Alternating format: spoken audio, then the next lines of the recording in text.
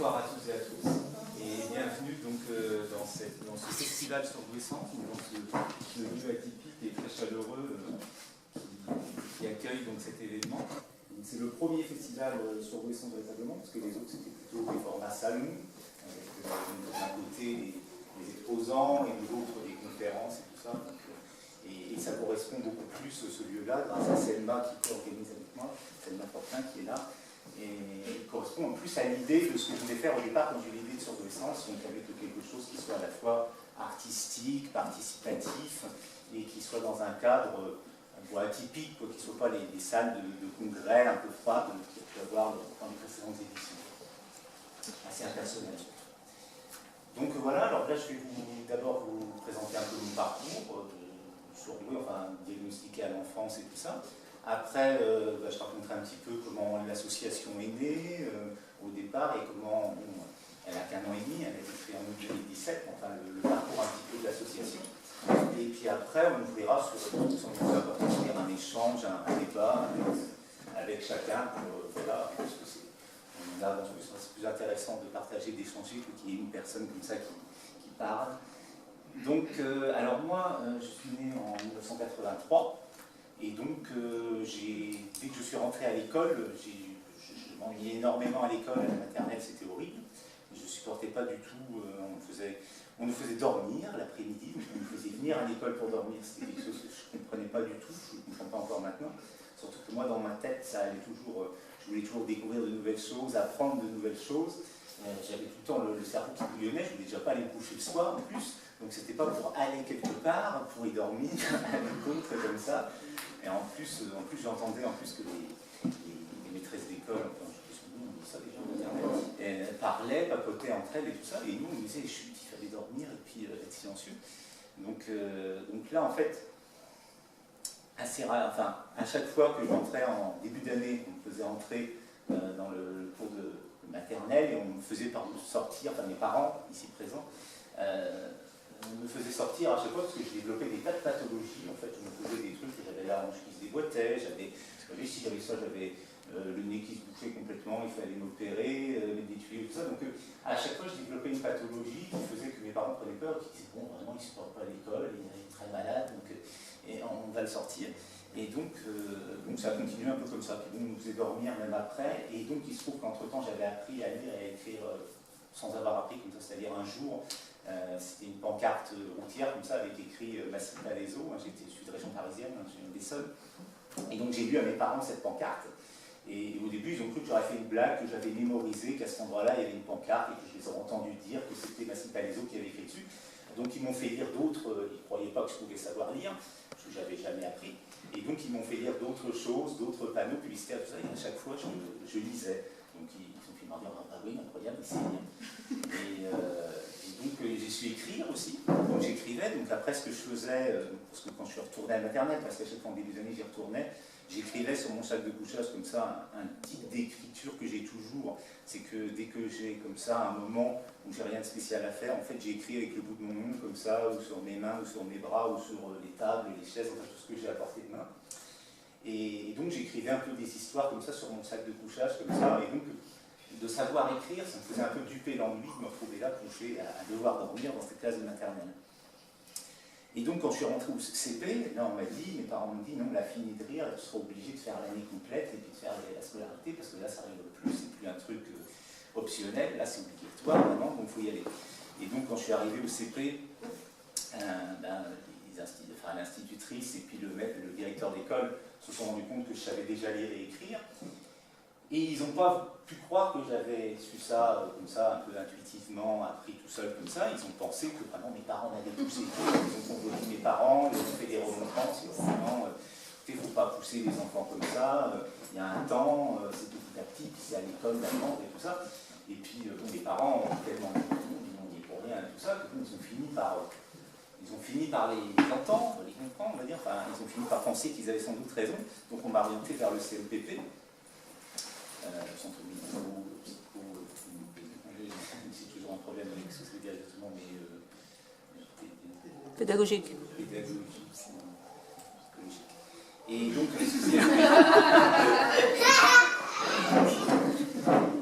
la psychologue du CNPP, elle dit c'est peut-être une histoire de QI, donc qui serait sur 2, donc elle m'a fait passer test de QI.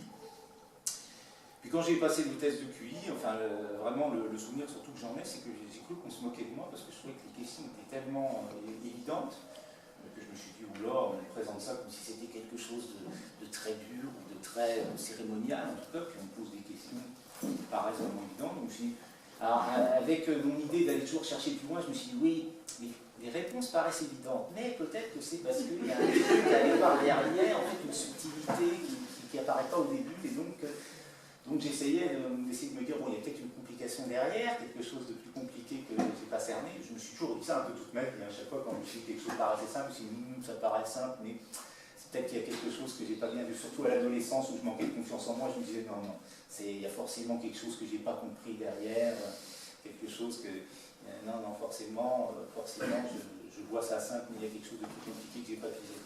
Et donc là, on fait les résultats de ce QI, on trouve donc un chiffre, donc, enfin, on ne l'annonce pas du tout le poids, hein, parce que c'était vraiment ce qui était dit à l'époque, c'est que j'étais avec mes parents quand ils ont dit les résultats, il n'y avait aucune explication, il n'y avait aucune, ils ne disaient pas sur quelle échelle, sur rien, ils annonçaient un chiffre, ils disaient voilà, c'est nettement supérieur à la moyenne, donc votre enfant est surdoué, point barre. Point. Mais bon, pour eux, ça expliquait juste que j'ai appris à lire et à écrire tout seul, donc voilà, c'était surdoué. Seulement après, bon, comme là-bas, enfin, c'était Fleury-Mérogis, c'est exactement. C'était pas la même. Et on me dit, enfin, une personne n'avait jamais vu ça, un surdoué, enfin, donc j'étais le surdoué, vraiment, que ce soit pour les parents d'élèves, pour les autres élèves, pour les instits, pour tout le monde, j'étais le surdoué parce qu'il n'y en avait pas d'autres. Et puis, donc j'étais désigné comme ça, alors après, ça donnait des situations très aberrantes, comme ça, où j'avais des CM2 qui des fois attendaient en bas de l'escalier comme ça, ils disaient regarde, c'est le surdoué. C'était vraiment, c'était devenu un peu l'animal de foire, un peu de l'établissement, puis c'est devenu aussi ça aussi après en collège. Hein. Ça m'a suivi après comme ça. Il y a qu'au lycée où ils ne devaient plus savoir que j'étais surdoué, et puis que là, j'avais plus ça. Mais au collège, j'avais encore ce truc-là, alors que j'avais quitté l'école entre-temps, mais je vais y revenir. Et donc, le directeur d'école, en fait, il disait, mais non, écoutez, nous, c'est le seul cas qu'on a comme ça. Donc on ne sait pas quoi en faire avec mes parents, donc il faudrait lui trouver une école spécialisée. Mais la seule école spécialisée qu'il proposait, c'était à Nice, c'était le fameux lycée Michelet. Donc Nice, c'était l'autre bout de la France par rapport à Paris, donc c'était pas envisageable, en plus c'était très cher, hein, c'était un prix exorbitant pour moi, donc c'était doublement pas vraisemblable que j'aille être scolarisé dans ce lycée de Nice.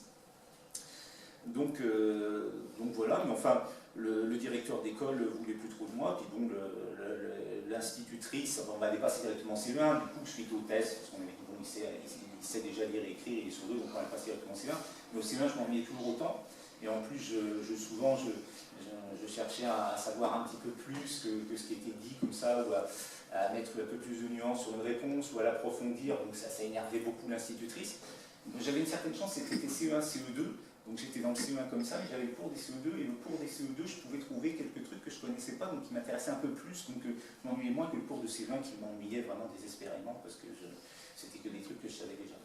Et donc je ne suis pas resté longtemps là, parce que, encore une fois, j'ai fait une pathologie assez sévère comme ça qui a inquiété mes parents, et donc mes parents m'ont passé ce marché que, bon, bah voilà, comme j'étais premier de la classe comme ça en CE1, que si... Enfin,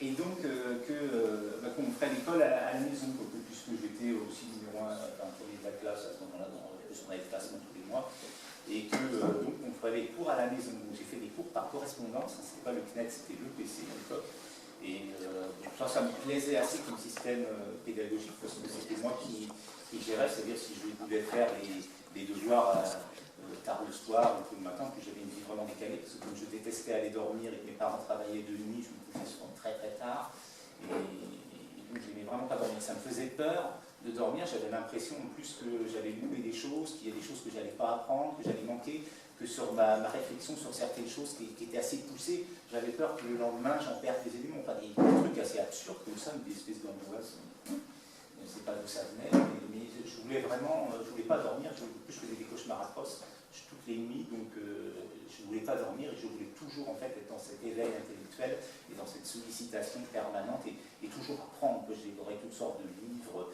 des ouvrages de philosophie, des trucs d'histoire, enfin tous les livres qui me passaient sous la main, je voulais vraiment apprendre tout. Et c'était jamais suffisant. En plus, quand je me passionnais sur un sujet, il fallait que je lise tous les livres qui étaient disponibles dans les magasins où on allait sur le sujet. Et donc, comme ça, l'école par correspondance, je l'ai faite jusqu'au collège. Et donc, au collège, là encore, mais cette fois-ci, il n'y a plus de cours par correspondance possible. Il faut vraiment y aller, c'est obligatoire, et sinon on risque la prison et tout. Donc, il faut à tout prix aller au collège, normalement comme ça, donc c'était en 6e. C'était un établissement qui voulait un des meilleurs de France, avec des très très bons résultats au bac, un établissement privé qui s'appelait Saint-Louis-Saint-Clément à Viry-Châtillon. Et là, ça s'est très très mal passé. Alors déjà, parce que quand je suis arrivé, j'étais, comme je suis de fin d'année, puis j'ai sauté une classe, j'avais 9 ans, donc les autres en avaient 11, en plus j'avais un retard de croissance, j'avais des grosses lunettes qui me mangeaient la figure, j'étais très pâle, enfin, j'avais la tête vraiment du bébé, de la tête de turc, un peu comme ça. Et en plus, comme je ne sais pas pourquoi, mais ils avaient su comme ça que j'étais surdoué, ça avait créé vraiment de l'hostilité de la part de tout le monde, parce que les mauvais élèves me disaient « Ouais, bah, c'est le surdoué, l'intello », puis alors déjà il y en avait un ou deux qui se faisaient traiter d'intello, mais moi en plus j'étais surdoué, donc c'était encore pire. Et puis en plus j'étais chétif, pas sportif du tout, avec une apparence très jeune, donc vraiment j'étais à la tête de turc toute désignée, puis les autres bons élèves me voyaient à mauvais œil, parce que j'étais un rival. Et en plus, ce truc de surdoué, ça faisait que dès qu'ils avaient, enfin par exemple, ils avaient 20, moi j'avais 19, ou 19 et moi 18, ils disaient « Ouais, bah, t'es surdoué, j'ai meilleur que toi ». Enfin, et ils cherchaient donc aussi à me tout le temps rentrer en conflit avec moi. J'avais toute la classe contre moi. Hein. Par exemple, j'étais... je m'entendais mieux avec les filles comme globalement, mais ça a fini quand même par être assez général. Une espèce de... Ça a fini vraiment en harcèlement scolaire, où j'en avais un surtout qui servait vraiment de moi comme un peu de ching-ball. Enfin bon, ça a très très mal fini. Mais après, je suis passé au collège public, donc à l'endroit où j'aurais dû être scolarisé à la base, avec les gens de ma cité, c'était HLM, donc Café-Mérolis. Et là, bizarrement, sur 1 an et demi, ça s'est très très bien passé. 1 an et demi, c'est parce que j'ai déménagé après à Avignon, hein, sinon je n'aurais pas quitté cet établissement-là. Là, ça s'est bien passé, j'avais des professeurs qui étaient, que je trouvais très intéressants. C'est ma seule expérience scolaire qui s'est bien passée, ça a duré donc 1 an et 3 mois, en fin de 5e et début de 4e, à cheval sur la 5e et la 4e. Après, donc, je suis allé à Avignon, j'ai retrouvé l'ennui, puis un décalage vraiment très fort à l'adolescence de centre d'intérêt avec les autres. J'avais vraiment l'impression d'être quand même très marginalisé. Et puis, voilà, bon, après ça a passé. Je me suis ennuyé énormément encore après au lycée, mais entre-temps, j'avais fait du théâtre. On m'avait forcé, c'est un professeur géo qui m'avait forcé à faire du théâtre. Et ça m'avait fait beaucoup de bien, le théâtre, j'avais beaucoup aimé. Et en plus, après, comme j'ai déménagé à Avignon, ça allait très mal au niveau scolaire à Avignon, mais Avignon, c'est la ville du théâtre, donc il y a des théâtres un peu partout. Donc j'ai fait du théâtre au Chêne Noir, à l'atelier adolescent et tout ça. Et ça, j'ai adoré ça, le théâtre. Donc je m'ennuyais beaucoup à l'école, mais je me suis dit, pour toute façon, ce que j'aime, c'est le théâtre, la scène, l'impro surtout. Parce que j'ai réalisé quelque chose avec le théâtre, c'est que ça me faisait exactement comme les cours. C'est-à-dire que si je cherchais à apprendre par cœur en relisant, finalement, je ne savais plus rien parce que je me posais toujours des questions. Mais pourquoi il y a une virgule là? Pourquoi là c'est un et et pas un ou? Oui, mais finalement il y a peut-être quelque chose que je ne comprends pas derrière, un sens caché. Donc qu'est-ce que c'est vraiment ce mot-là? Pas me décortiquer tout. Et ça faisait que, autant à cette époque-là, surtout, j'étais, aussi bien à l'enfance que à l'adolescence, que même jusqu'à presque 30 ans, j'étais capable, parce que j'ai fait ça par exemple au bac, c'est le bac littéraire option théâtre, et j'ai découvert le texte que je devais jouer la veille pour le lendemain. Je l'ai lu une fois et je me suis été capable de le jouer le lendemain par cœur. Et j'avais ce truc où je pouvais photographier vraiment un texte, mais si au contraire je l'apprenais par cœur, que je le répétais, je ne le connaissais plus bien le texte. J'étais de moins en moins bon. Mais par contre, si je le photographiais, je le récitais comme ça, j'avais une capacité de... Et c'est comme ça que j'avais appris aussi à lire et comme ça que j'apprenais beaucoup les choses. C'est-à-dire ce truc d'assimilation intuitive ou d'assimilation en tout cas instantanée et de restitution. Alors que ça m'a fait ça aussi dans la première, je vais taper sur un truc plus récent, mais c'est illustré toujours la même chose. La seule expérience professionnelle avec un employeur que j'ai eu dans ma vie, ça durait 1 mois. C'était une période d'essai au Futuroscope, dans un centre d'appel. C'était le service après-vente d'EDF. Et là, ils nous ont présenté au début le logiciel. C'était un logiciel assez compliqué parce que c'était un double logiciel, donc il fallait faire quelque chose dans un logiciel et quelque chose dans l'autre en même temps. Enfin, il fallait naviguer de l'un à l'autre logiciel. Et quand ils ont présenté ça, ils ont trouvé ça très compliqué. Ils nous ont fait un test. J'ai eu 10 sur 10 au test, les autres avaient une très mauvaise note. Ils m'ont dit, ah là là, super, tu as tout compris dès le début. Sauf que 2 semaines après, on avait bien étudié le logiciel de près, ils ont refait le même test, et là j'ai eu la plus mauvaise note du groupe. Donc là, mais finalement, on me dit là, t'as rien compris. Alors, on avait tellement, que je m'étais posé tellement 100 000 questions, enfin voilà, pour moi, plus rien n'allait de soi. Quoi. Au début, quand on avait vu juste un peu comme ça allait de soi, et après, j'avais tellement tout décortiqué tout que je ne comprenais plus rien. Et mais c'est vraiment l'exemple le plus frappant, mais c'est toujours un peu ça, aussi bien dans le théâtre qu'à l'école, c'est que plus on expliquait quelque chose, et moins ça devenait clair pour moi. Parce que toujours ce truc où les choses, on va dire, les plus importantes même de la vie, je les ai apprises comme ça, sur des petites phrases, sur des petites compréhensions un peu sur le côté, ou des choses comme ça que j'ai photographiées, et je me suis dit, tiens, ça marche comme ça, ou tiens, c'est comme ça. Mais jamais des trucs où je me suis dit, bon, allez, je vais apprendre, et puis je vais essayer. Ça c'est un truc qui n'a pas marché chez moi à chaque fois pour différentes choses. C'est vraiment des trucs, fallait que ça soit de l'instantané, comme ça, une espèce de fulgurance, peut-être un peu, ou de truc, ah tiens, ça marche comme ça, et puis.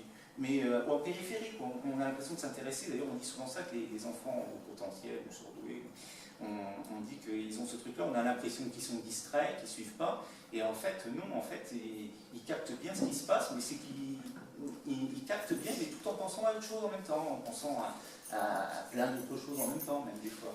Bon, après, ça dépend. Bon, il y en a qui distinguent vraiment le sourd laminaire qui va droit, qui creuse dans ses intérêts et donc qui sait bien se concentrer, et le sourd plus hétérogène et complexe, qui lui au contraire va aller un peu dans tous les sens et réfléchir à plein de choses à la fois et creuser plein de pistes en même temps.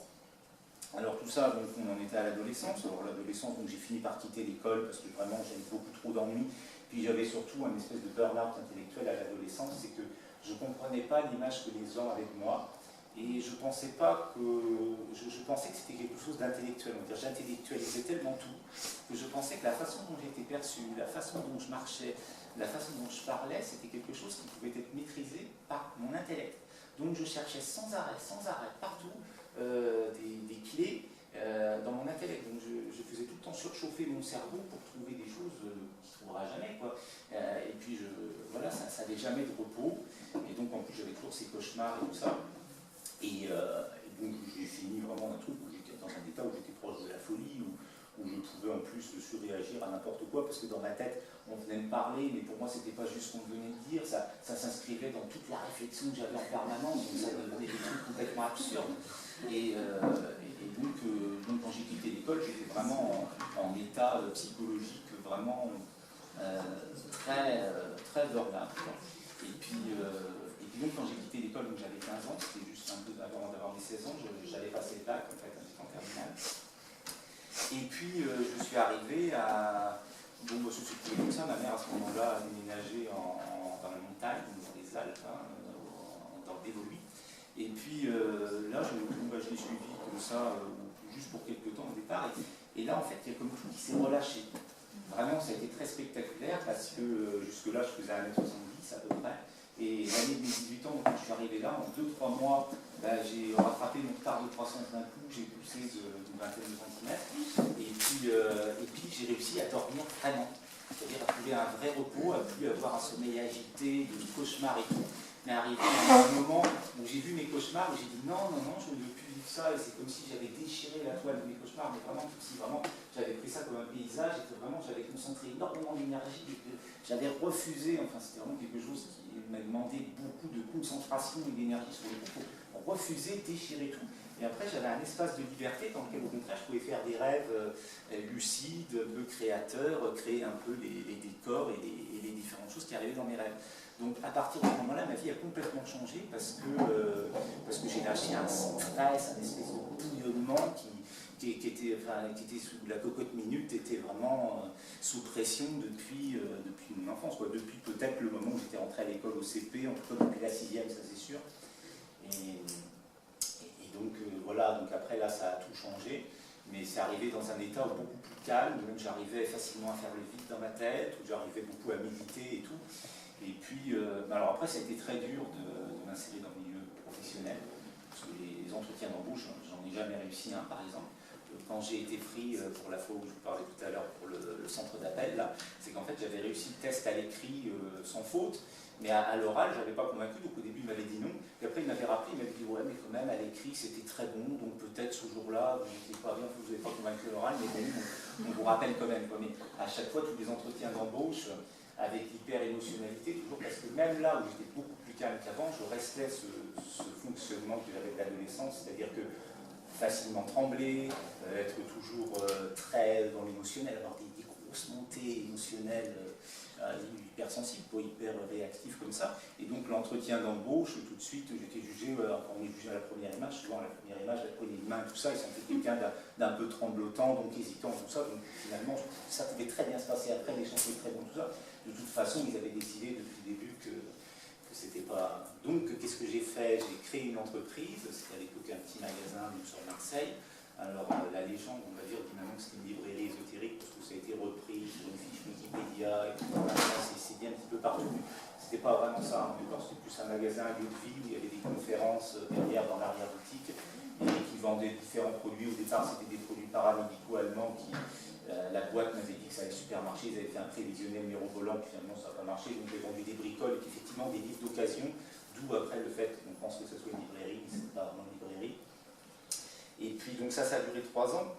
Alors après, j'ai une expérience, bon, je ne vais pas du tout la détailler là, parce que ce n'est pas trop le sujet en plus, mais bon, je suis tombé dans un mouvement sectaire, parce que j'étais amoureux en fait de la personne qui m'avait recruté dans son organisation, que je trouvais très belle au début, très bien et tout ça. Donc ça s'est révélé être une secte. Quand je dis une secte, moi en plus je ne savais pas trop ce que c'était qu'une secte. Pour moi c'est une secte, c'était ce que les gens disaient pour les trucs qu'ils ne comprenaient pas ou tout ça, donc un truc qui stigmatisait et tout. Mais là c'est vraiment une secte glauque, un truc vraiment très sexe, argent, enfin bon, un truc très... Mais bon, moi j'ai pas vu cet aspect-là, parce que moi c'était l'aspect français, la secte en fait elle est basée en Russie, et les trucs vraiment délétères qui se passaient, ça se passait en Russie ou ça se passait en Amérique du Sud, mais en France il se faisait bon teint, hein, vraiment, on parlait de yoga, de chamanisme, de machin, mais c'était vraiment un truc très... où ne transpiraient pas du tout toutes les horreurs qu'il pouvait y avoir là-bas chez eux, dans leur QG ou dans le truc où ils recrutaient vraiment des gens qui faisaient vivre en Russie. Donc ça a duré un peu 3 ans, dans ma vie c'était des cycles de 3 ans. Donc après, quand je suis sorti, c'est là que j'ai écrit mon premier roman, parce qu'en fait j'avais toujours ce type, on va dire, de l'écriture, hein. Je remplissais toujours des cahiers depuis l'âge de 8 ans, je remplissais des cahiers, mais c'était jamais des romans, c'était des trucs en plus avec mon cerveau qui s'intéresse toujours à autre chose.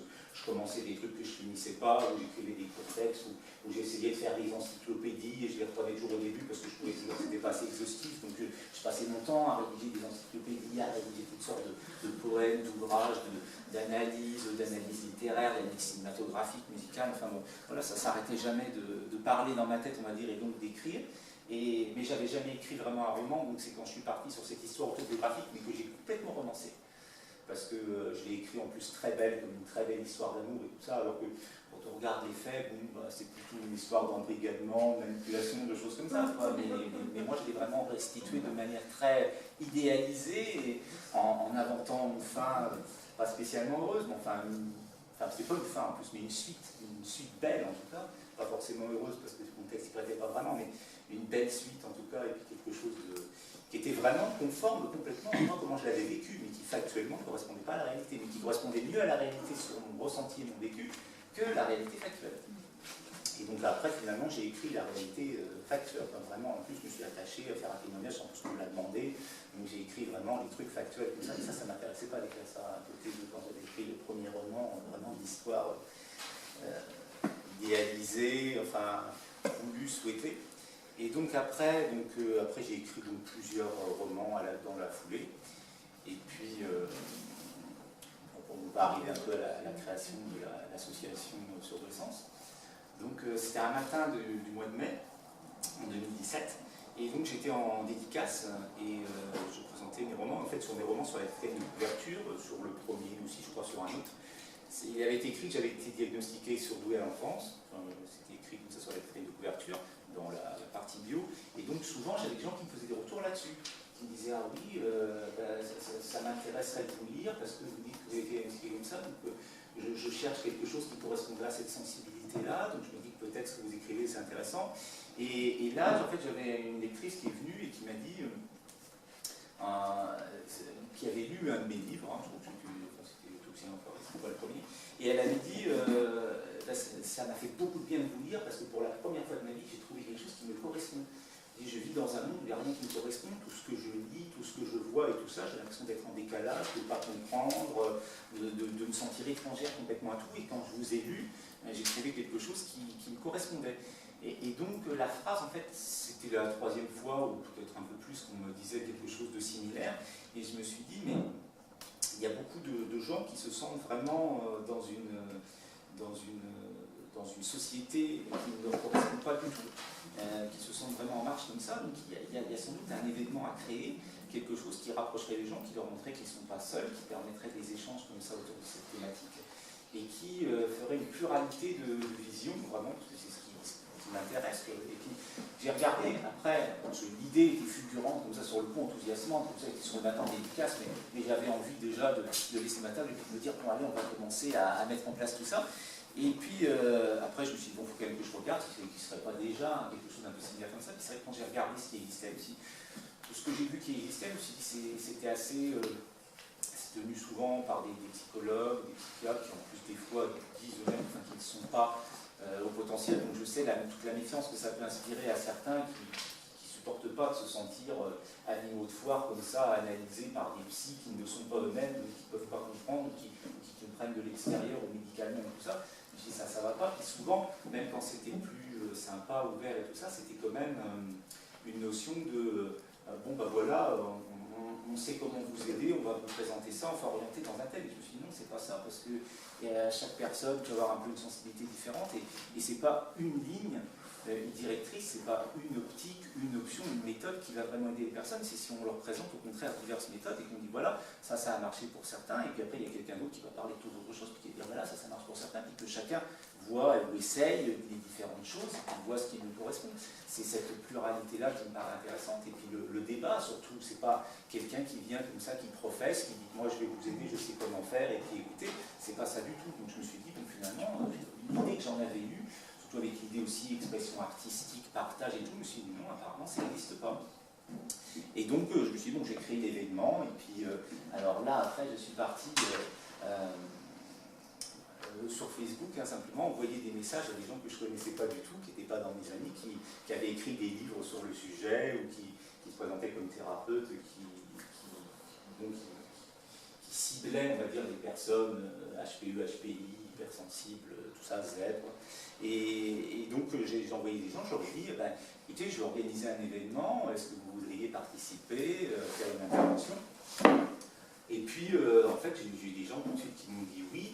Mais c'est vrai qu'après, les gens cherchent oui, mais est-ce que bon, c'est la première fois, qui c'est d'autres qui y a et tout ça. Puis, ce qui est vraiment le déclic, c'est quand Christelle Petit-Colin m'a dit oui tout de suite d'emblée, parce que après, quand j'ai dit aux gens qu'il y avait Christelle Petit-Colin qui venaient intervenir, tout de suite, les gens m'ont dit oui. Et puis, du coup, ça s'est fait très vite et ça a dépassé complètement ce que je pouvais penser, parce que en plus, on m'avait dit c'est en été, j'avais programmé pour le mois d'août, c'était annoncé fin juin.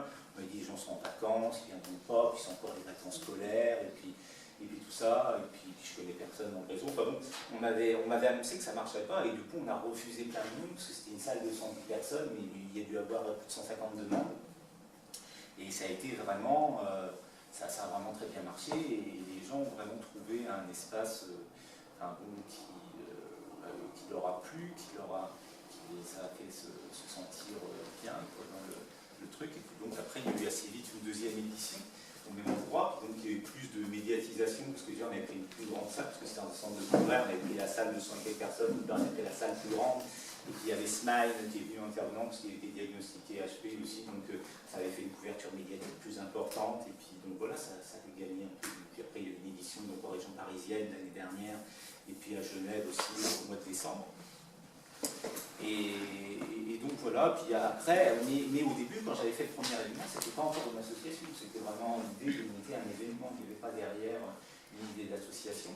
Mais j'avais déjà contacté quand même ma meilleure amie, qui sera là demain, qui est la vice-présidente de l'association, et qui elle, a travaillé quelque temps à l'école Zebra donc, de Marseille. Je ne sais pas si vous connaissez l'école Zebra, donc, qui a été créée par Jeanne Fachin, qui accueille des adolescents qui sont en phobie scolaire ou décrochage scolaire, en tout cas, et qui les remet, enfin, qui leur fait passer le bac finalement par des voies un peu alternatives, par une pédagogie alternative, des voies alternatives. Donc voilà, ça a gagné. Enfin après, donc on a été beaucoup sollicité, bon, surtout quand on est passé après au deuxième événement, tout ça, donc après avec beaucoup de soutien, enfin mis en place des groupes de parole et tout ça, c'était dans le sud, on était localisé dans le sud, donc, à la Grande Motte, l'association domiciliée à la Grande Motte, la secrétaire de la Grande Motte, et donc on est dans le sud comme ça, donc on a mis en place des groupes de parole adultes, parce qu'il y avait quelque chose qui m'agaçait aussi pas mal, c'est qu'il y a beaucoup de structures qui existent pour les enfants, les adolescents, et très peu en fait pour les adultes au potentiel. Et en plus, bon, là ça s'est réglé très récemment là, avec le rapport du Sénat qui a été demandé donc, par M. Blanquer et qui a été présenté. On ne parlera plus de précocité, parce que ce terme de précocité m'énervait vraiment parce qu'il y avait beaucoup de gens qui disaient oui, mais non, en fait c'est juste qu'ils ont de l'avance quand ils sont enfants adolescents, et puis une fois qu'ils sont adultes, bah, voilà, les autres les ont rattrapés, puis il n'y a plus de spécificité.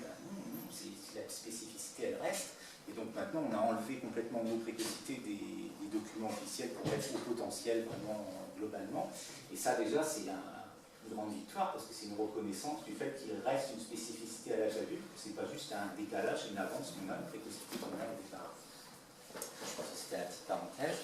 Et puis, oui, donc quand j'ai fait l'association, il y a des gens qui m'ont dit, mais puisque tu écris des romans, ce qui serait bien, c'est d'écrire vraiment ta vie, mais juste écrire ta vie comme ça, ce que tu creusais, ce que tu dis en conférence, et écrire vraiment factuellement ton parcours, ton ressenti comme ça, ton vécu comme ça, et donc c'est ce que j'ai fait, donc je me suis mis à écrire vraiment l'autobiographie, et donc j'ai écrit fin 2017, début 2018, donc l'année dernière, c'est paru en juillet 2018, mais j'avais pas trop envie au départ, hein. Alors après il me restait des textes quand même auxquels j'ai écrit autour. C'est des textes vraiment de mes 8 ans, qui est un âge qui m'a vraiment très très marqué. Et ça, j'avais des textes que j'avais écrits en tout cas une vingtaine d'années, sur mes 8 ans, vraiment des instantanés de ce que je voyais à l'époque, de ce que je ressentais, de ce que je vivais, de ce que je voyais. Et donc c'est le cœur un petit peu, parce que c'est l'âge qui est le plus fort, qui restait le plus fort ancré en moi, donc cet âge de 8 ans. Donc j'avais un peu ça, et donc je suis parti de ça pour écrire après tout mon parcours comme ça. Et donc voilà. Et puis après, j'ai été contacté par une éditrice suisse, là, juste avant le salon de Genève, donc, qui était le dernier événement organisé par l'association. Et donc cette éditrice suisse, donc c'est Rousseau Édition, elle m'a dit, mais pourquoi ne pas écrire un livre pour les jeunes, pour les enfants, adolescents, ce que tu aurais aimé qu'on te dise à l'époque. Bon, je l'ai essayé, mais je n'étais pas très convaincu, et puis donc j'ai écrit un texte vraiment, ce que j'aurais voulu qu'on me dise, le plus simplement, honnêtement possible, et puis je me suis dit, bon, ça me paraît assez... Voilà, comme ça, et puis bon, ça a soulevé beaucoup d'enthousiasme comme ça de la part de l'éditrice qui l'a fait lire après un journaliste scientifique, qui a fait la 4e de couverture, et puis les différentes personnes de l'association suisse aussi de haut potentiel ont trouvé vraiment le livre très bien. Il est illustré d'ailleurs par un illustrateur qui a une association lui aussi pour le haut potentiel qui s'appelle l'ACEP, c'est un peu l'équivalent de la FEP mais suisse, c'est l'ACEP, S pour Suisse. Et donc voilà, c'est ces 2 livres un peu commandés. En plus, je ne me voyais pas écrire au départ pour les jeunes, tout ça, je n'avais pas l'impression d'avoir cette fibre-là, mais c'est vrai qu'elle m'ait dit ces mots-là, de dire écrire comme moi à cet âge-là, c'est vrai que c'est quelque chose qui m'a inspiré, on va dire, voilà, pour écrire ce livre-là. Et donc, voilà, que dire d'autre. Donc l'association, après, c'est vrai que localement, ce qui est fait, c'est plutôt localement dans le sud pour le moment, même si ça commence à venir à d'autres régions. On a une antenne à Rennes, une antenne en Suisse. C'est encore le début de la disposition vraiment de l'association. C'est surtout comme ça, répondre aux gens au téléphone, ça c'est des problématiques, et organiser des événements comme ça, ou des conférences, ou des festivals, ou des salons comme ça, ponctuellement à différents endroits, donc en France et dans les pays de la francophonie. Donc voilà, je ne sais pas exactement quelle heure il est, mais je pense qu'on va passer maintenant aux questions, au débat, hein, puis s'il y a quelque chose, de toute façon, après on me dira s'il y a quelque chose que je n'ai pas abordé, qui m'intéresse en débat. C'est quoi le nom de l'association? Ah, c'est sur Besançon, hein, oui, c'est SUR.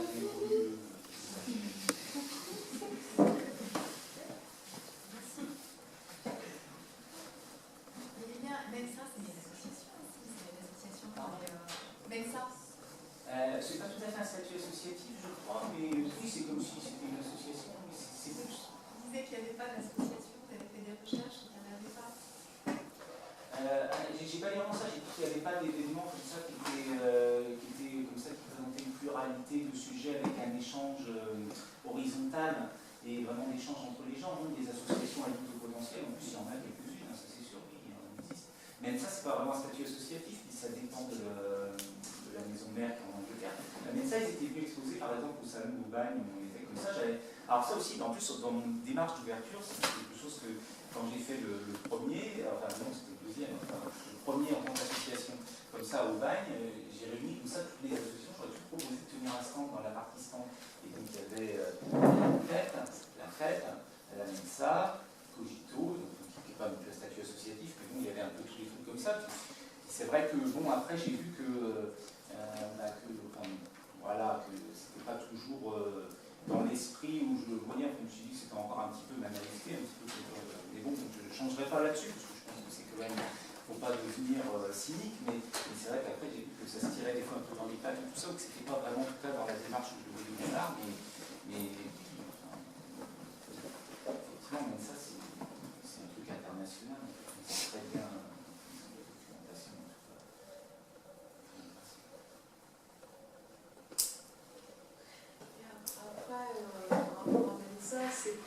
C'est plus. Il y a des gens qui veulent un peu rester entre eux, c'est un peu dire voilà. C'est ça, c'est que c'est un peu un modèle anglais.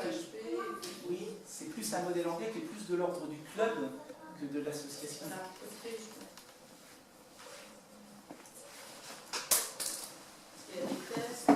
Oui, il faut passer vraiment le test pour être admis.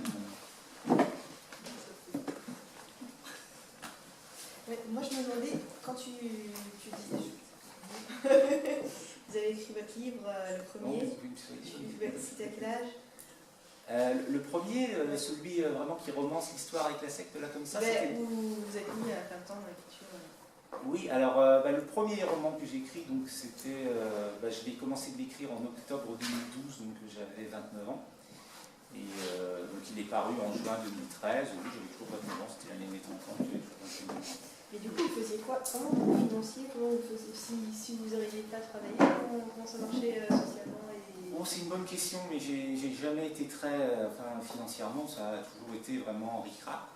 C'était jamais dette non plus, mais c'est toujours ric-rac. C'est-à-dire quand j'ai fait l'entreprise dont j'ai parlé, donc le magasin, qui était plus un lieu de vie finalement à Marseille, j'arrivais juste à payer des factures, il n'y avait quasiment pas de bénéfice.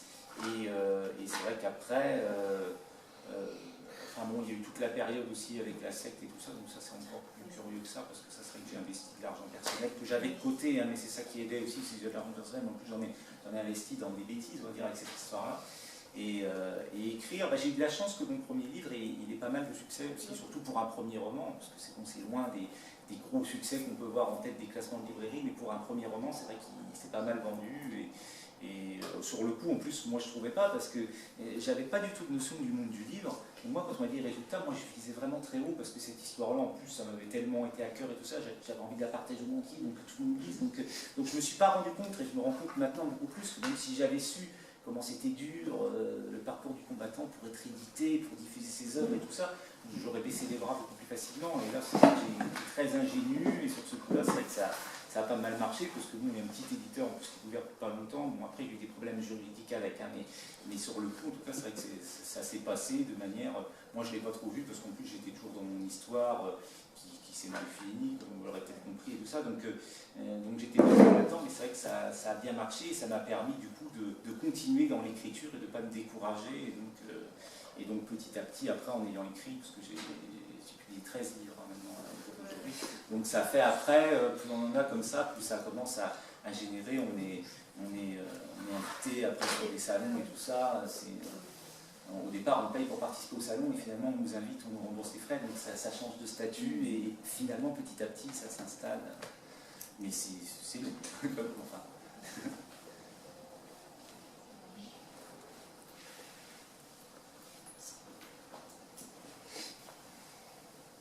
Et aujourd'hui, le fait d'avoir créé cette association, ça te permet de rencontrer des gens comme toi? Ah oui, alors ça c'est un truc très intéressant que je dis d'habitude, que je n'ai pas dit, c'est que jusqu'à l'âge de mes 30 ans, je n'avais rencontré absolument personne dans ma vie qui m'ait dit « moi aussi je suis surdoué » ou « moi aussi je connais quelqu'un de surdoué ». Mais jusqu'à l'âge de mes 30 ans, ça m'était jamais arrivé. Mais j'y pensais plus trop après à l'âge adulte, hein. C'était vraiment quelque chose qui était écrit sur mon front à l'enfance, à l'adolescence, même si pour moi ça ne voulait pas dire grand chose. Et après à l'âge adulte, j'étais plus dans cette considération-là.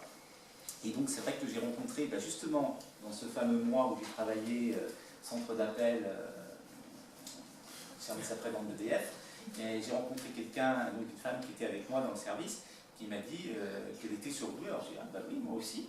Et puis elle a commencé à me parler de tous les ouvrages qui s'écrivaient sur le sujet, de Monique Kermadec, de Kermadec, Christelle Petit-Colin, Jeanne Siofachin et tout ça. C'est curieux d'ailleurs parce que je connaissais Jeanne Siofachin, je l'avais croisée personnellement plusieurs fois et je ne savais pas du tout qu'elle écrivait là-dessus. Donc ça c'était un truc un peu étrange. Et donc c'est grâce à elle en fait que j'en suis arrivé à cette prise de conscience-là, grâce à elle, mais c'est grâce à elle surtout que j'ai réussi à calmer l'hyperémotivité et mon fonctionnement qui m'embarrassait. C'est parce que quand elle m'a parlé de tous ces livres-là, elle m'a dit, mais d'abord elle a commencé de me dire, mais surdoué, ça implique hyper-émotionnalité, hypersensibilité, des choses que je n'avais jamais entendues avant. Et donc je me suis dit, ah c'est ça s'explique. Et là, j'ai vraiment lâché le stress que j'avais par rapport à ces questions-là. Parce que même mes proches finissaient par me dire quand même, écoute, t'es pas normal, il y a vraiment quelque chose qui tourne pas rond chez toi, que tu aies des pics émotionnels comme ça pour des choses sans importance ou tout ça dans la vie de tous les jours, où tu réagis de manière si sensible que ça, c'est pas normal. Et moi je finissais par me dire, c'est monstrueux, parce que ça vient, c'est énorme, et comme ça me faisait paniquer, c'était encore beaucoup plus énorme, donc j'avais un truc comme ça qui montait, mais comme je paniquais devant, ça faisait un truc comme ça dans lequel je me perdais complètement. Et donc quand elle a commencé à me parler de ces ouvrages-là, même avant de les lire, rien que de dire un peu ce qu'il y avait dedans, je me suis dit, ah bon, c'est vraiment comme si, c'est ça. Et donc on lâche complètement la peur, la panique que ça peut faire monter, et on se dit, oui, bon, ça va, on va faire avec, alors si c'est un truc qui s'explique, on va faire avec. Et donc on va plus chercher à se battre contre, on va plus chercher à chercher, mais pourquoi, on va dire, ah bon, on l'accueille, et puis bon, on va faire avec. Et donc après, c'est vrai qu'après, il a fallu quand même après, donc en sachant faire avec, en plus j'ai pu trouver un peu des outils, par exemple, maintenant je sais que par le toucher, si je me touche la nuque, par exemple, tout ça, je fais facilement calmer très vite les battements de cœur trop forts, ou les tremblements, les choses comme ça, alors qu'avant, comme j'étais là, qu'est-ce que je fais et donc ça faisait qu'en rajouter, et j'avais pas du tout trouvé de moyens, ni dans ma tête de choses à me dire, ni physiquement de choses à faire, même si pourtant, par ailleurs, je savais méditer, mais je savais méditer quand ça allait bien, mais pas quand ça montait comme ça.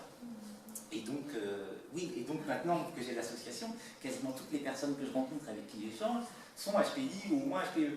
Donc ce qui fait que c'est passé de rien à tout. Donc avant, je ne connaissais personne qui était dans mon cas, j'étais seul comme ça, et maintenant, effectivement, j'échange toute la journée au téléphone, en dédicace, en conférence, en machin, enfin, toute la journée dans ma vie de tous les jours, avec des personnes qui sont eux aussi. Donc c'est vraiment... votre question, c'était juste pour me dire oui. Quelque chose derrière. Ton monde a changé. Ton monde a changé parce que tu n'es pas. Voilà. Et une autre question, parce que tu parles du fait de te toucher la nuque pour faire retomber la tension. Oui. Est-ce que, en sachant ton hyper-émotivité et d'où ça venait, est-ce que tu as mis en place des techniques qui te permettent d'être dans tes ressentis, dans corporel ou pas du tout, pour t'aider à calmer? Plus que ça, non, mais je sais, oui, je sollicite le toucher, puis la respiration, ça essaye vraiment d'ouvrir et de respirer profondément, ou des choses comme ça assez basiques, mais pas rien de plus, des choses comme ça. Et pour rebondir par contre sur le côté, oui, alors ma vie a changé, en plus c'est vrai que le côté inversé, c'était un peu si l'idée quand j'ai eu créé d'abord l'événement puis après l'association, c'est vrai que j'ai eu cette envie, et ça s'est manifesté comme ça pour moi, c'est que je me suis dit, je vais inverser le truc, c'est-à-dire que jusque-là, j'étais un truc que je subissais, et où je me sentais plutôt seul, et là je me suis dit, ce truc, maintenant je l'apprivoise, maintenant je l'accepte et tout ça, donc de ce truc que j'ai subi, je me suis dit, je vais plutôt le porter de façon positive, c'est-à-dire au lieu de me mettre dans mon coin et de dire, il y a une émotionnalité, tout ça, je me suis dit, je le partageais, comme ça, en conférence et en échange comme ça avec les gens, et on va amener à un mouvement d'entraide. Donc au contraire, au lieu de s'isoler, au contraire d'entraide, se serrer les coudes, de dire bon, bah, on est pareil, comme ça on va échanger, on sera plus fort, et de le tourner dans quelque chose de positif. Et de dire finalement de cette chose-là qui m'a handicapé, même si c'est pas un handicap, hein, contrairement à ce que certaines personnes disent, mais ça a pu m'handicaper dans beaucoup de situations. Et là au contraire, je me suis dit, bah, je vais faire quelque chose, au contraire, un vecteur de solidarité, et au contraire d'un élan positif, créateur, solidaire, et qui aide, enfin qui fait d'entraide, on va dire, pour pousser, au contraire, au lieu de se laisser pousser en bas comme je l'avais fait jusque-là, au contraire pour pousser en haut. Donc un mouvement d'inversion, effectivement. Comme de passer de rien, de connaître personne de sur deux, à passer de plat, passer à quelque chose plutôt qui tire vers le bas, à passer à quelque chose au contraire qui tire vers le haut, et qui au lieu d'isoler, fédère. Voilà. C'est vraiment inversion. C'est chouette.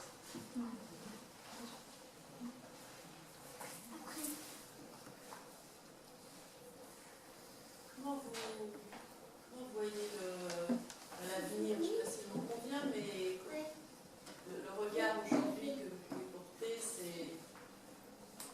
Enfin, ça a dû tout changer en fait, le fait de rebondir. Comment vous voyez les choses tout en rose aujourd'hui? Sur moi-même Oui, sur votre parcours, bon, bah, j'essaye, oui. Tout en rose, je ne sais pas si je vois toujours tout en rose, mais j'essaye. Donc, je vois tout, oui, plutôt en couleur, en tout cas, en belle couleur. Mais c'est vrai que, oui. C'est-à-dire, je pense en tout cas qu'il y a un refus, effectivement, d'une certaine résignation. Parce qu'avant, c'est vrai que j'ai écrit là-dessus, mais pour moi, c'était vraiment de l'intellect, je ne le mettais pas en pratique. C'est-à-dire que j'écrivais sur le fait, effectivement, de refuser la résignation et de tant pis, même si on se prenait, même si on était blessé parce qu'on était trop gentil ou trop comme ça, tout ça, effectivement, ne pas se résigner et puis continuer à l'ouverture de cœur, ne pas se fermer. Mais j'écrivais là-dessus, mais je ne le mettais pas en pratique, ça restait théorique.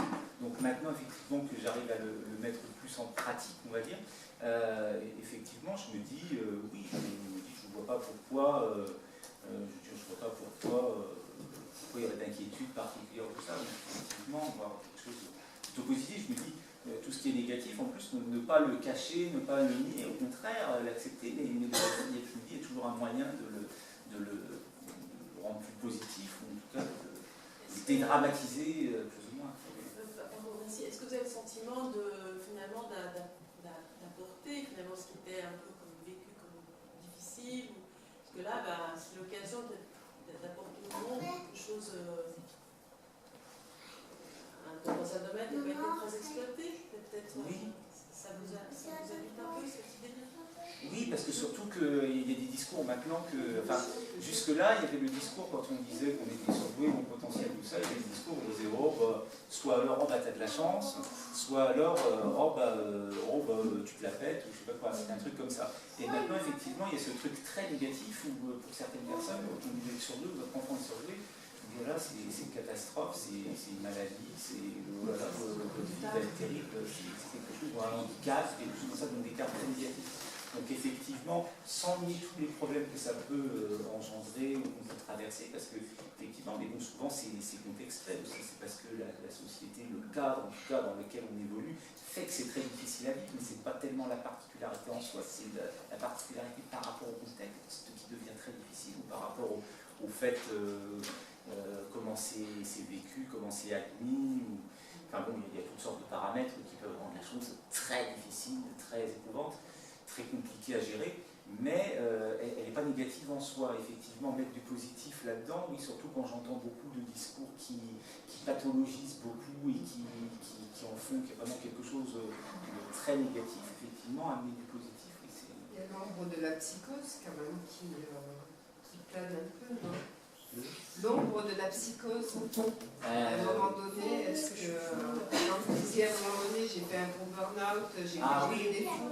Oui, moi, clairement, oui. Après, quand on a des orientations un peu spirituelles, ésotériques, on devient peut-être un peu perché, est-ce qu'il n'y a pas la peur de décrocher complètement, quoi? de ne plus être dans la réalité et de se sentent tellement différents que Oui, on bah, appartient peut-être il à y a pas mal d'écueils, effectivement. Il y a un certain idéalisme qui se fait. Je pense par exemple, quand je suis tombé dans cette histoire de secte et tout ça, c'est vrai qu'il y a une espèce de. Oui, un côté où on voit tellement les choses un peu plus, des fois, pas tellement factuellement, mais qu'on voit peut-être qu'on les imagine, peut-être qu'on les intellectualise. Et effectivement, ça peut faire décrocher un peu de la réalité si on n'a pas effectivement un cadre qui est sur terre, tout ça. Donc, vous avez une intelligence intuitive, en fait, oui, basée sur les ressentis. Vous disiez, quand vous appreniez un texte, c'était pas en l'apprenant par cœur, c'était en photographiant. Et même si on vous parlait, voilà, vous aviez quelque part des ondes qui pouvaient capter de part et d'autre. Et ça, je pense qu'on doit s'interroger par rapport à ce genre de ressenti.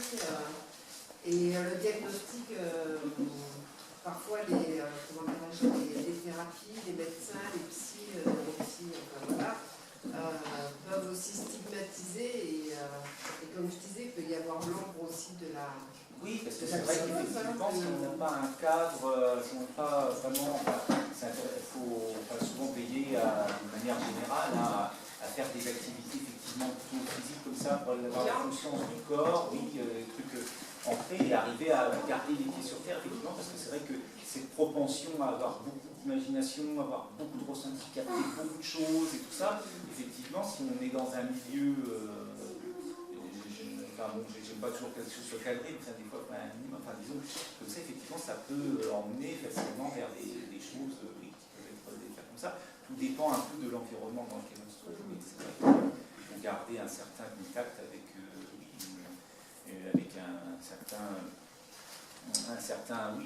les cycles de la vie, les rythmes de la vie, le concret, le physique, les choses un peu. C'est vrai que moi, par exemple, quand j'étais adolescent, j'étais complètement déconnecté, par exemple, de la vie comme ça. J'avais, pour moi, tout ce qui était physique n'existait pas, j'étais que dans mon intellect. Et en plus, j'essayais de résoudre les trucs en plus physiques et tout ça. C'est limite si l'effet qu'on peut avoir quand on fait du sport comme ça, je ne pouvais pas croire que vraiment en faisant un truc avec mon corps, je dis le corps, ça ne m'amenait à rien, ça ne peut pas avoir de résultat. C'est psychologique, c'est intellectuellement qu'il y a sans doute quelque chose à aller chercher, comme une équation, un truc comme ça à résoudre et à trouver une solution comme ça par l'intellect. Tout devait passer par l'intellect, sinon c'était pas pris au sérieux. Dans mon cerveau d'adolescent comme ça, il pouvait y avoir de solution à tout que dans l'intellect. Et c'est vrai qu'effectivement ça peut faire perdre un peu pied avec la réalité, entrer dans des espèces de choses plus ou moins évidentes. Si vous aviez un rêve pendant 10 ans.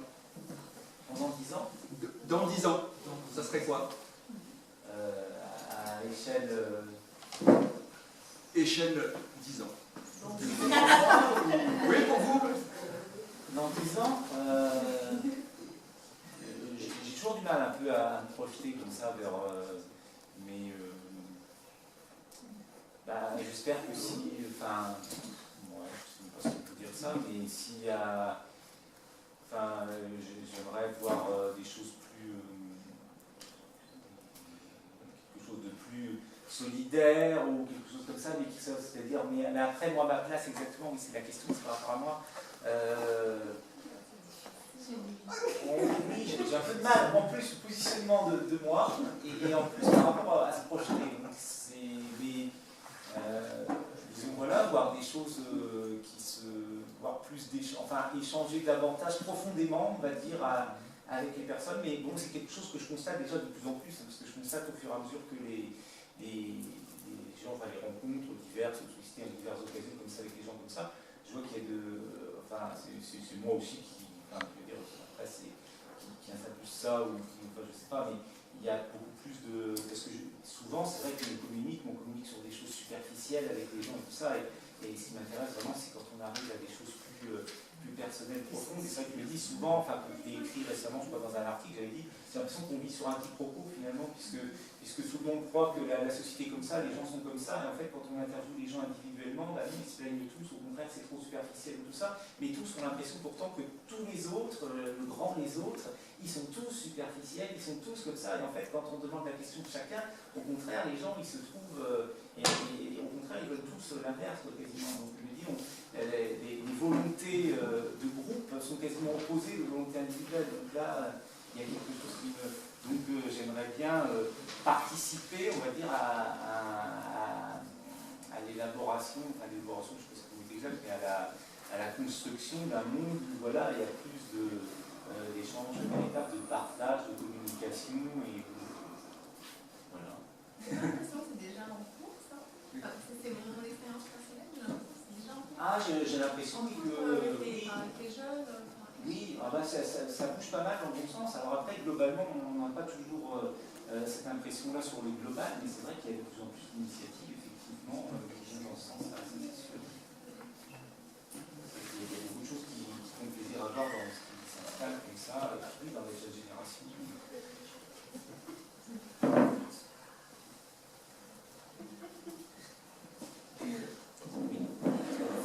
Si finalement l'humanité arrivait à... Si chaque être arrivait à être dans du bon sens, finalement, est-ce que les êtres comme nous seraient peut-être simplement moins marginalisés? Parce que ce que je veux dire, c'est est-ce que c'est pas le non-sens? Quand vous dites je photographie quelque chose, je le comprends. Je vois un texte de théâtre, je l'intègre. Mais si les êtres me donnent des explications, là je me perds. Mais est-ce que c'est pas parce que les êtres qui vous donnent des explications manquent de bon sens? C'est-à-dire, eux ont monté ces explications. Je veux dire, ils partent à l'envers. Mais si tous les êtres, même sans être dans du haut potentiel, étaient dans un sens très simple, le sens de la nature, le sens de la vie, c'est-à-dire qu'il n'y ait pas de filtre, plus rien. Alors certes, il y a des êtres qui peuvent comprendre davantage la langue française, qui sont capables d'écrire à 8 ans, il y en a d'autres qui ne pourront pas, c'est sûr, chacun avance à son niveau.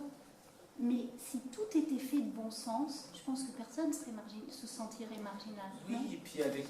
mais bon, ça aussi, c'est... Enfin, je veux dire, souvent, c'est vrai que je pense aux enseignants, tout ça, c'est vrai que des fois, enfin, quand on a parlé souvent avec eux, tout ça, ils disent, des fois, ils aimeraient bien, mais c'est qu'ils ont trop d'élèves ou trop comme ça pour pouvoir faire aussi attention un peu à chacun. Donc, ils appliquent une méthode globale qui, donc, forcément, va pas convenir à plusieurs comme ça. Et c'est vrai qu'après, comme ils ne vont pas marcher dans cette méthode-là, ils vont avoir l'impression d'être marginalisés ou d'avoir des mauvaises notes, alors qu'ils peuvent avoir une autre façon de fonctionner qui fonctionne aussi et qui soit très intéressante. Mais comme il faut...